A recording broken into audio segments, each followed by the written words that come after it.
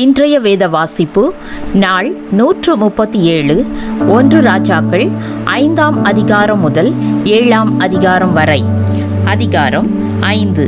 சாலமோனை அவனுடைய பிதாவின் ஸ்தானத்தில் ராஜாவாக அபிஷேகம் பண்ணினார்கள் என்று தீருவின் ராஜாவாகிய ஈராம் கேள்விப்பட்டு தன் ஊழியக்காரரை அவனிடத்தில் அனுப்பினான். ஈராம் தாவீதுக்கு சகல நாளும் சிநேகிதனாயிருந்தான். அப்பொழுது சாலமோன் ஈராமினிடத்தில் ஆட்களை அனுப்பி, என் தகப்பனாகிய தாவீதின் சத்துருக்களை கர்த்தர் அவருடைய பாதங்களுக்கு கீழ்ப்படுத்தி விடும் அளவும் அவர்கள் தம்மை சுற்றிலும் செய்கிற யுத்தத்தினால் அவர் தம்முடைய தேவனாகிய கர்த்தருடைய நாமத்திற்கு ஆலயத்தை கட்ட அவருக்கு கூடாதிருந்தது என்று நீர் அறிந்திருக்கிறீர்.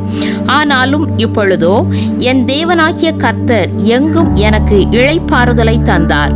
விரோதியும் இல்லை, இடையூறும் இல்லை. ஆகையால் நான் உன் ஸ்தானத்தில் உன் சிங்காசனத்தின் மேல் வைக்கும் உன் குமாரனே என் நாமத்திற்கு ஆலயத்தை கட்டுவான் என்று கர்த்தர் என் தகப்பனாகிய தாவீதினிடத்தில் சொன்னபடியே என் தேவனாகிய கர்த்தரின் நாமத்திற்கு ஆலயத்தை கட்ட வேண்டும் என்று இருக்கிறேன். ஆதலால் லீபனோனில் எனக்காக கேதுரு மரங்களை வெட்ட கட்டளையிடும். சீதோனியரைப் போல மரவெட்டு வேலை அறிந்தவர்கள் எங்களுக்குள்ளே ஒருவரும் இல்லை என்பது உமக்கு தெரியும். அதற்காக என் வேலைக்காரர் உம்முடைய வேலைக்காரரோடே இருப்பார்கள். நீர் சொல்வதின்படியெல்லாம் உம்முடைய வேலைக்காரரின் சம்பளத்தை உமக்கு கொடுப்பேன் என்று சொல்லச் சொன்னான். ஈராம் சாலமோனின் வார்த்தைகளை கேட்டபோது மிகவும் சந்தோஷப்பட்டு அந்த ஏராளமான ஜனங்களை ஆளும்படி தாவீதுக்கு ஒரு ஞானமுள்ள குமாரனை கொடுத்த கர்த்தர் இன்று ஸ்தோத்தரிக்கப்படுவாராக என்று சொல்லி ஈராம் சாலமோனிடத்தில் மனுஷரை அனுப்பி, நீர் எனக்கு சொல்லி அனுப்பின காரியத்தை நான் கேட்டேன். கேதுரு மரங்களுக்காகவும் தேவதாரி விருட்சங்களுக்காகவும் உம்முடைய விருப்பத்தின்படியெல்லாம் நான் செய்வேன். என் வேலைக்காரர் லீபனோனில் இருந்து அவைகளை இறக்கி கடலிலே கொண்டு வருவார்கள். அங்கே நான் அவைகளை தெப்பங்களாக கட்டி நீர் நியமிக்கும் இடத்துக்கு கடல் வழியாய் அனுப்பி அவைகளை அவிழ்த்து ஒப்பிப்பேன். அங்கே நீர் அவைகளை ஒப்புக்கொண்டு என் ஜனங்களுக்கு ஆகாரம் கொடுத்து என் விருப்பத்தின்படி செய்ய வேண்டும் என்று சொல்லச் சொன்னான். அப்படியே ஈராம் சாலமோனுக்கு வேண்டிய மட்டும் கேதுரு மரங்களையும் தேவதாரி விருட்சங்களையும் கொடுத்து கொண்டு வந்தான். சாலமோன் ஈராமின் அரண்மனைக்கு போஜனத்திற்காக 20,000 கலம் கோதுமையையும் இடித்து பிழிந்த ஒலிவ மரங்களின் 20 கல எண்ணெயையும் கொடுத்தான். இப்படி சாலமோன் ஈராமுக்கு வருஷாந்தரம் கொடுத்து வந்தான். கர்த்தர் சாலமோனுக்கு சொல்லி இருந்தபடியே அவனுக்கு ஞானத்தை தந்தருளினார். ஈராமுக்கும் சாலமோனுக்கும் சமாதானம் உண்டாயிருந்து இருவரும் உடன்படிக்கை பண்ணி கொண்டார்கள். ராஜாவாகிய சாலமோன் இஸ்ரவேலர் எல்லாரிலும் ஊழியத்துக்கு 30,000 அமஞ்சி ஆட்களை பிடித்தான். அவர்களில் ஒவ்வொரு மாதத்திற்கு 10,000 பேரை மாற்றி மாற்றி லீபனோனுக்கு அனுப்பினான். அவர்கள் 1 மாதம் லீபனோனிலும் 2 மாதம் தங்கள் வீடுகளிலும் இருப்பார்கள். அதோனிராம் அந்த அமஞ்சி ஆட்களின் மேல் விசாரிப்புக்காரனாயிருந்தான். சாலமோனிடத்தில் சுமை சுமக்கிறவர்கள் 70,000 பேரும் மலைகளில் மரம் வெட்டுகிறவர்கள் 80,000 பேரும், இவர்களை தவிர வேலையை விசாரித்து வேலையாட்களை கண்காணிக்கிறதற்கு தலைமையான விசாரிப்புக்காரர் 3,300 பேரும் இருந்தார்கள். வெட்டின கல்லால் ஆலயத்துக்கு அஸ்திபாரம் போட பெரிதும் விலையேற பெற்றதுமான கற்களை கொண்டு வர ராஜா கட்டளையிட்டான். ஆலயத்தை கட்ட சாலமோனின் சிற்பாசாரிகளும் ஈராமின் சிற்பாசாரிகளும் கிபலி ஊராரும் அந்த மரங்களையும் கற்களையும் வெட்டி ஆயத்தப்படுத்தினார்கள். அதிகாரம் 6. இஸ்ரவேல் புத்திரர் எகிப்து தேசத்திலிருந்து புறப்பட்ட 480ஆம் வருஷத்திலும் சாலமோன் இஸ்ரவேலின் மேல் ராஜாவான 4ஆம் வருஷம் சீப் மாதமாகிய 2ஆம் மாதத்திலும் அவன் கர்த்தரின் ஆலயத்தை கட்டத் தொடங்கினான். சாலமோன் ராஜா கர்த்தருக்கு கட்டின ஆலயம் 60 முழ நீளமும் 20 முழ அகலமும் 30 முழ உயரமுமாயிருந்தது. ஆலயமாகிய அந்த மாளிகையின் முகப்பிலே அவன் கட்டின மண்டபம் ஆலயத்தின் அகலத்திற்கு சரியாய் 20 முழ நீளமும் ஆலயத்துக்கு முன்னே 10 முழ அகலமுமாயிருந்தது. பார்வைக்கு குறுகி போகிற ஒடுக்கமான ஜன்னல்களை ஆலயத்திற்கு செய்வித்தான். அவன் தேவாலயத்தின் சுவரும் சந்நிதி ஸ்தான சுவருமாகிய ஆலயத்தின் சுவர்களுக்கு அடுத்ததாய் சுற்றுக்கட்டுகளை கட்டி அவைகளில் அறைகளை சுற்றிலும் உண்டாக்கினான். கீழே இருக்கிற சுற்றுக்கட்டு 5 முழ அகலமும், நடுவே இருக்கிறது 6 முழ அகலமும், மூன்றாவதாய் இருக்கிறது 7 முழ அகலமுமாயிருந்தது. அவைகள் ஆலயத்தினுடைய சுவர்களிலே தாங்காதபடிக்கு ஆலயத்தை சுற்றிலும் புறம்பே ஒட்டு சுவர்களை கட்டுவித்தான்.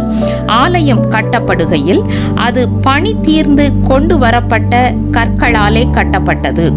ஆகையால் அது கட்டப்படுகிற போது சுத்திகள், வாட்சிகள் முதலான எந்த இருப்பு ஆயுதங்களின் சத்தமும் அதிலே கேட்கப்படவில்லை. நடு அறைகளுக்கு போகிற வாசற்படி ஆலயத்தின் வலது புறத்தில் இருந்தது. சுழற்படிகளால் நடு அறைகளுக்கும் நடு அறைகளிலிருந்து 3வது அறைகளுக்கும் ஏறுவார்கள்.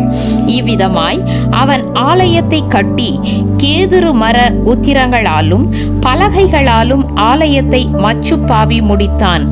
அவன் 5 முழ உயரமான சுற்றுக்கட்டுகளை ஆலயத்தின் மேல் எங்கும் கட்டுவித்தான். அவைகள் கேதுரு மரங்களால் ஆலயத்தோடே இணைக்கப்பட்டிருந்தது. அப்பொழுது கர்த்தருடைய வார்த்தை சாலமோனுக்கு உண்டாயிற்று.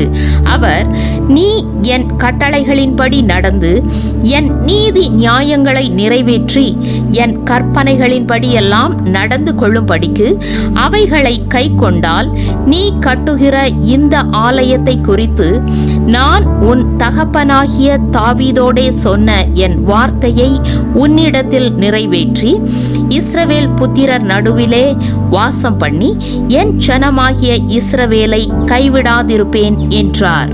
அப்படியே சாலமோன் ஆலயத்தை கட்டி முடித்தான். ஆலயத்து சுவர்களின் உட்புறத்தை தளம் தொடங்கி சுவர்களின் மேல் மச்சு மட்டும் கேதுரு பலகைகளால் மூடி இப்படி உட்புறத்தை மரவேலையாக்கி ஆலயத்தின் தளத்தை தேவதாரி விருட்சங்களின் பலகைகளால் தளவரிசைப்படுத்தினான். தளவரிசை தொடங்கி சுவர்களின் உயரம் மட்டும் ஆலயத்தின் பக்கங்களை தொடர்ந்திருக்கிற 20 முழ நீளமான மறைப்பையும் கேதுரு பலகைகளால் உண்டாக்கி உட்புறத்தை மகா பரிசுத்தமான சந்நிதி ஸ்தானமாக கட்டினான். அதன் முன் இருக்கிற தேவாலயமாகிய மாளிகை 40 முழ நீளமாயிருந்தது. ஆலயத்திற்குள் இருக்கிற கேதுரு மரங்களில் மொக்குகளும் மலர்ந்த பூக்களுமான சித்திர வேலை செய்திருந்தது. பார்வைக்கு ஒரு கல்லாகிலும் காணப்படாமல் எல்லாம் கேதுரு மரமாயிருந்தது. கர்த்தருடைய உடன்படிக்கை பெட்டியை வைக்கிறதற்கு ஆலயத்துக்குள்ளே சந்நிதி ஸ்தானத்தை ஆயத்தப்படுத்தினான். சந்நிதி ஸ்தானம் முன்புறம் மட்டும் 20 முழ நீளமும் 20 முழ அகலமும் 20 முழ உயரமுமாயிருந்தது.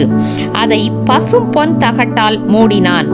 கேதுரு மர பலிபீடத்தையும் அப்படியே மூடினான். ஆலயத்தின் உட்புறத்தை சாலமோன் பசும் பொன் தகட்டால் மூடி சந்நிதி ஸ்தானத்தின் மறைப்புக்கும் பொன் சங்கிலிகளை குறுக்கே போட்டு அதை பொன் தகட்டால் மூடினான். இப்படி ஆலயம் முழுவதும் கட்டி தீரும் மட்டும் அவன் ஆலயம் முழுவதையும் பொன் தகட்டால் மூடி சந்நிதி ஸ்தானத்திற்கு முன்பாக இருக்கிற பலிபீடத்தை முழுவதும் பொன் தகட்டால் மூடினான். சந்நிதி ஸ்தானத்தில் ஒலிவ மரங்களால் 2 கேருபீன்களை செய்து வைத்தான். ஒவ்வொன்றும் 10 முழ உயரமாய் இருந்தது. கேருபீனுக்கு இருக்கிற ஒரு செட்டை 5 முழமும் கேருபீனின் மற்ற செட்டை 5 முழமுமாய் இப்படி ஒரு செட்டையின் கடைசி முனை தொடங்கி மற்ற செட்டையின் கடைசி முனை மட்டும் 10 முழமாயிருந்தது. மற்ற கேருபீனும் 10 முழமாயிருந்தது. 2 கேருபீன்களும் ஒரே அளவும் ஒரே திட்டமுமாயிருந்தது. ஒரு கேருபீன் 10 முழ உயரமாயிருந்தது. மற்ற கேருபீனும் அப்படியே இருந்தது. அந்த கேருபீன்களை உள் ஆலயத்திலே வைத்தான். கேருபீன்களின் செட்டைகள் விரிந்திருந்ததினால் ஒரு கேருபீனின் செட்டை ஒரு பக்கத்து சுவரிலும் மற்ற கேருபீனின் செட்டை மறுபக்கத்து சுவரிலும் தொடத்தக்கதாயிருந்தது. ஆலயத்தின் நடு மையத்தில் அவைகளின் செட்டைகள் ஒன்றோடொன்று தொடத்தக்கதாய் இருந்தது. அந்த கேருபீன்களை பொன் தகட்டால் மூடினான். ஆலயத்தின் சுவர்களை எல்லாம் அவன் சுற்றிலும் உள்ளும் புறம்புமாக கேருபீன்களும் பேரீந்துகளும் மலர்ந்த பூக்களுமான சித்திரங்களும் கொத்து வேலைகளும் ஆக்கினான். உள்ளும் புறம்புமாயிருக்கிற ஆலயத்து தள வரிசையையும் பொன் தகட்டால் மூடினான். சந்நிதி ஸ்தானத்தின் வாசலுக்கு ஒலிவ மரங்களால் இரட்டை கதவுகளை செய்தான். மேல் சட்டமும் நிலைகளும் மறைப்பின் அளவில் 5 1 பங்காயிருந்தது. ஒலிவ மரமான அந்த இரட்டை கதவுகளில் அவன் கேருபீன்களும் பேரிந்துகளும் மலர்ந்த பூக்களுமான சித்திரங்களை செய்து அந்த கேருபீன்களிலும் பேரீந்துகளிலும் பொன் பதியத்தக்கதாய் பொன் தகட்டால் மூடினான். இப்படி தேவாலயத்தின் வாசலுக்கும் ஒலிவ மர நிலைகளை செய்தான். அது சுவர் அளவில் 4 1 பங்காய் இருந்தது. அதன் 2 கதவுகளும் தேவதாரி பலகைகளால் செய்யப்பட்டிருந்தது. ஒரு கதவுக்கு 2 மடிப்பு பலகைகளும் மற்ற கதவுக்கு 2 மடிப்பு பலகைகளும் இருந்தது. அவைகளில் கேருபீன்களும் பேரீந்துகளும் மலர்ந்த பூக்களுமான சித்திர வேலையை செய்து சித்திரங்களுக்கு சரியாக செய்யப்பட்ட பொன் தகட்டால் அவைகளை மூடினான். அவன் உட்பிரகாரத்தை 3 வரிசை வெட்டின கற்களாலும் 1 வரிசை கேதுரு பலகைகளாலும் கட்டினான். 4ஆம் வருஷம் சீப் மாதத்திலே கர்த்தருடைய ஆலயத்துக்கு அஸ்திபாரம் போட்டு 11ஆம் வருஷம் பூல் என்னும் 8ஆம் மாதத்திலே அந்த ஆலயம் முழுதும் சகல சட்ட திட்டத்தின்படியே 1 பங்கும் குறையாமல் கட்டி தீர்ந்தது.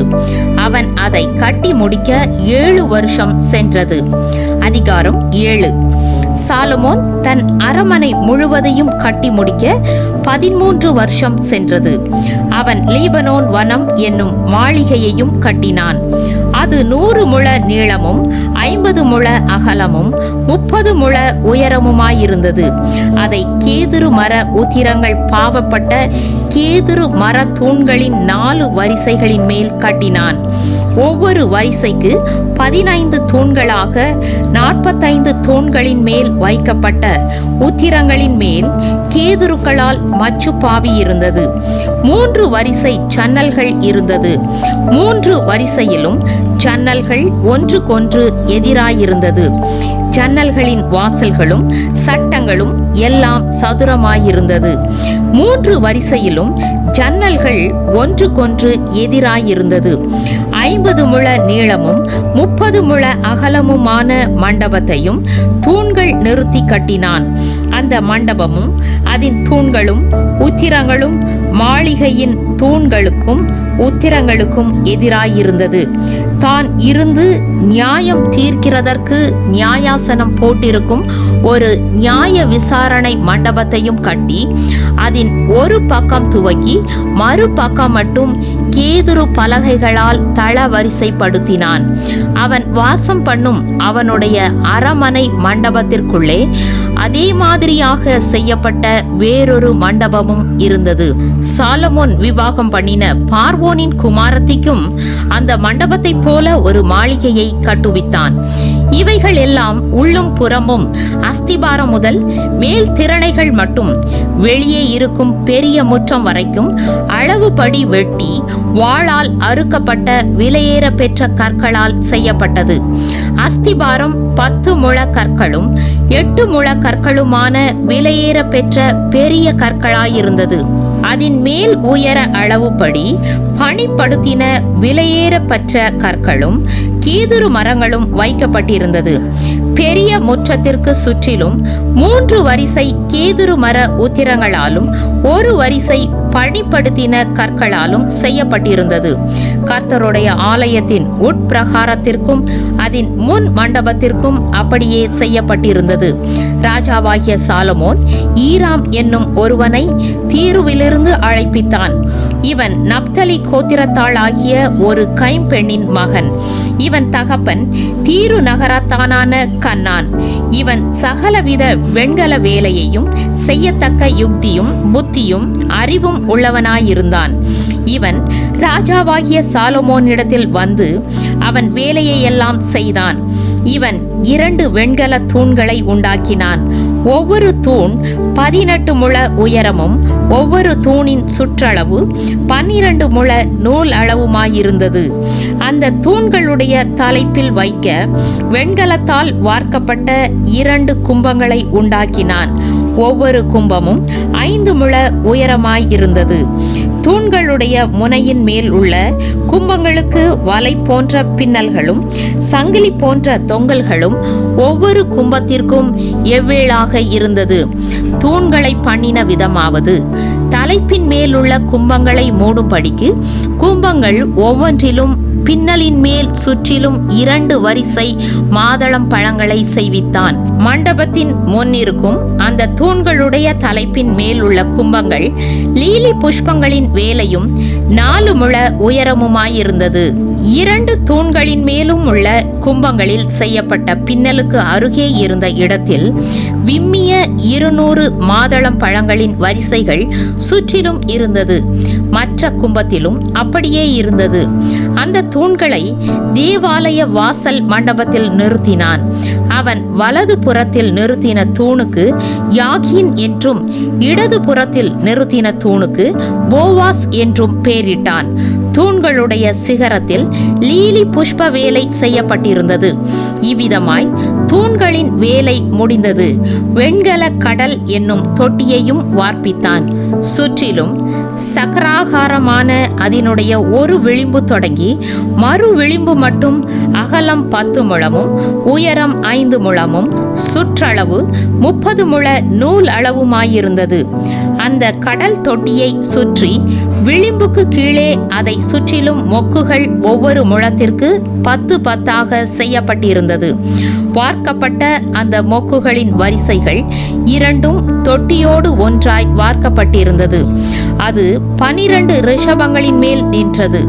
அவைகளில் 3 வடக்கேயும் 3 மேற்கேயும் 3 தெற்கேயும் 3 கிழக்கேயும் நோக்கியிருந்தது. கடல் தொட்டி ரிஷபங்களின் மேலாகவும் அவைகளின் பின்புறங்களெல்லாம் உள்ளாகவும் இருந்தது. அதன் கனம் 4 விரற்கடையும் அதன் விளிம்பு பான பாத்திரத்தின் விளிம்பு போலும் லீலி புஷ்பம் போலும் இருந்தது.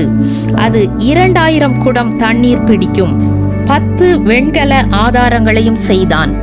ஒவ்வொரு ஆதாரம் 4 முழ நீளமும் 4 முழ அகலமும் 3 முழ உயரமுமாயிருந்தது. அந்த ஆதாரங்களின் வேலைப்பாடு என்னவெனில், அவைகளுக்கு சவுக்கைகள் உண்டாயிருந்தது. சவுக்கைகளோ சட்டங்களின் நடுவில் இருந்தது. சட்டங்களுக்கு நடுவே இருக்கிற அந்த சவுக்கைகளில் சிங்கங்களும் காளைகளும் கேருபீன்களும் சட்டங்களுக்கு மேலாக ஒரு திறனையும் சிங்கங்களுக்கும் காளைகளுக்கும் கீழாக சாய்வான வேலைப்பாடுள்ள ஜலதாரைகளும் அதனோடே இருந்தது. ஒவ்வொரு ஆதாரத்திற்கு 4 வெண்கல உருளைகளும் வெண்கல தட்டுகளும் அதன் 4 கோடிகளுக்கு அச்சுகளும் இருந்தது. கொப்பரையின் கீழ் இருக்க அந்த கொம்மைகள் ஒவ்வொன்றும் வார்ப்பு வேலையாக ஜலதாரைகளுக்கு நேராயிருந்தது. திறனைகளுக்குள்ளான அதன் வாய் மேலாக 1 முழம் உயர்ந்திருந்தது. அதன் வாய் 1.5 முழ சக்கராகாரமும் தட்டையுமாய் அதன் வாயின் மேல் சித்திரங்களும் செய்யப்பட்டிருந்தது. அவைகளின் சவுக்கைகள் விருத்தமாய் இராமல் சதுரமாயிருந்தது. அந்த 4 உருளைகள் சவுக்கைகளின் கீழும் உருளைகளின் அச்சுகள் ஆதாரத்திலும் இருந்தது. ஒவ்வொரு உருளை 1.5 முழ உயரமாயிருந்தது. உருளைகளின் வேலை இரதத்து உருளைகளின் வேலைக்கு ஒத்திருந்தது. அவைகளின் அச்சுகளும் சக்கரங்களும் வட்டங்களும் கம்பிகளும் எல்லாம் வார்ப்பு வேலையாயிருந்தது. ஒவ்வொரு ஆதாரத்தினுடைய 4 கோடிகளிலும் ஆதாரத்திலிருந்து புறப்படுகிற 4 கொம்மைகள் இருந்தது. ஒவ்வொரு ஆதாரத்தின் தலைப்பிலும் 1/2 முழ உயரமான சக்கராகாரமும் ஒவ்வொரு ஆதாரத்தினுடைய தலைப்பின் மேலும் அதிலிருந்து புறப்படுகிற அதன் கைப்பிடிகளும் சவுக்கைகளும் இருந்தது. அவைகளில் இருக்கிற கைப்பிடிகளுக்கும் சவுக்கைகளுக்கும் இருக்கிற சந்துகளிலே கேருபீன்கள், சிங்கங்கள், பேரீந்துகளுடைய சித்திரங்களை தீர்த்திருந்தான். சுற்றிலும் ஒவ்வொன்றிலும் ஜலதாரைகளிலும் இருக்கும் இடங்களுக்கு தக்கதாய் செய்தான்.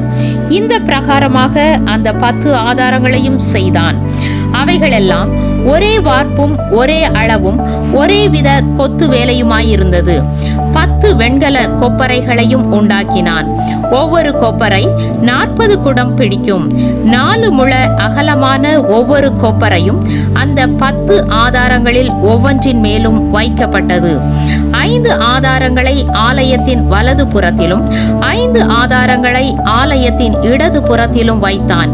கடல் தொட்டியை கிழக்கில் ஆலயத்தின் வலது புறத்திலே தெற்குக்கு நேராக வைத்தான். பின்பு ஈராம் கொப்பரைகளையும் சாம்பல் எடுக்கிற கரண்டிகளையும் கலங்களையும் செய்தான்.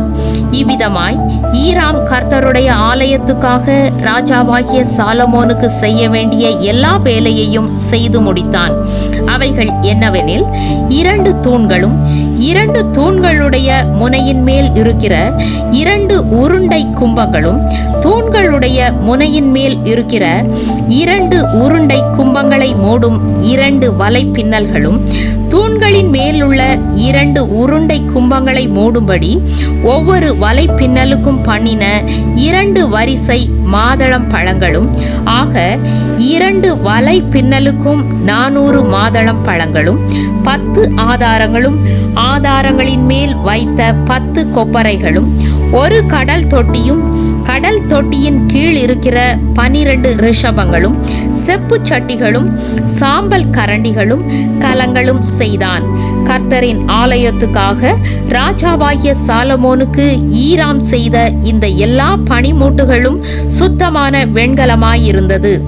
யோர்தானுக்கு அடுத்த சமனான பூமியிலே சுக்கோத்துக்கும் சர்தானுக்கும் நடுவே களிமண் தரையிலே ராஜா இவைகளை வார்ப்பித்தான். இந்த சகல பணிமுட்டுகளின் வெண்கலம் மிகவும் ஏராளமாயிருந்தபடியால் சாலமோன் அவைகளை நிறுக்கவில்லை. அதனுடைய நிறை இவ்வளவென்று ஆராய்ந்து பார்க்கவும் இல்லை. பின்னும் கர்த்தருடைய ஆலயத்துக்கு தேவையான பணிமுட்டுகளை எல்லாம் சாலமோன் உண்டாக்கினான். அவையாவன பொன் பலிபீடத்தையும் சமூக தப்பங்களை வைக்கும் பொன் மேஜையையும், சந்நிதி ஸ்தானத்திற்கு முன்பாக வைக்கும் பசும் பொன் விளக்கு தண்டுகள், வலது புறமாக 5ஐயும் இடது புறமாக 5ஐயும் பொன்னான அதன் பூக்களோடும் விளக்குகளோடும் கத்திரிகளோடும் கூட உண்டாக்கினான். பசும்பொன் கிண்ணங்களையும் வெட்டு கத்திகளையும் கலங்களையும் கலயங்களையும் தூப கலசங்களையும் மகா பரிசுத்தமான உள் ஆலயத்தினுடைய கதவுகளின் பொன்னான முளைகளையும் தேவாலயமாகிய மாளிகை கதவுகளின் பொன்னான முளைகளையும் செய்தான். இவ்விதமாய் ராஜாவாகிய சாலமோன் கர்த்தருடைய ஆலயத்துக்காக செய்த வேலைகள் எல்லாம் முடிந்தது. அப்பொழுது சாலமோன் தன் தகப்பனாகிய தாவீது பரிசுத்தம் பண்ணும்படி நேர்ந்து கொண்ட வெள்ளியையும் பொன்னையும் பணிமுட்டுகளையும் கொண்டு வந்து கர்த்தருடைய ஆலயத்தின் பொக்கிஷங்களில் வைத்தான்.